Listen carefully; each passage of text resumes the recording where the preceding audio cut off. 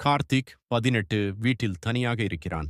அவனது நண்பர்கள் அனைவரும் சுற்றுலா சென்றுள்ளனர். மழை பெய்து கொண்டிருக்கிறது. திடீரென்று அவன் மொபைலில் ஒரு வாட்ஸ்அப் மெசேஜ் வருகிறது.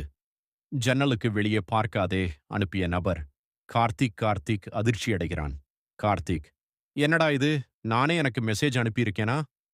மீண்டும் ஒரு மெசேஜ் வருகிறது. இப்போ உன் பின்னாடி யாரோ நிக்கிறாங்க. கார்த்திக் உடனே திரும்பி பார்க்கிறான். யாரும் இல்லை. அவன் பயந்து போனை கீழே வைக்கிறான். அடுத்த மெசேஜ். நீ 5 நிமிஷத்துல சாகப் போற. கார்த்திக் நடுங்குகிறான். அடுத்த மெசேஜ். நம்பலையா?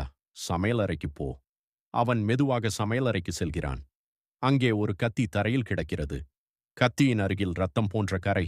மீண்டும் மெசேஜ். நான் எதிர்காலத்திலிருந்து பேசுறேன். இந்த வீட்டை விட்டு வெளியே போ.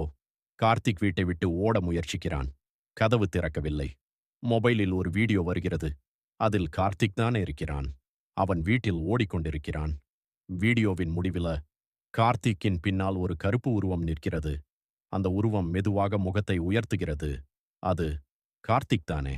ஆனால் கண்கள் முழுவதும் கருப்பாக இருக்கின்றன. மொபைலில் கடைசி மெசேஜ். நீ எதிர்காலத்திலிருந்து மெசேஜ் அனுப்பலை. நான் தான் உண்மையான கார்த்திக். நீதான் இறந்து போன கார்த்திக்கோட நினைவு. கார்த்திக் குழப்பமடைகிறான். அவன் சுற்றி பார்க்கிறான். வீட்டில் உள்ள அனைத்து புகைப்படங்களிலும் அவன் இல்லை.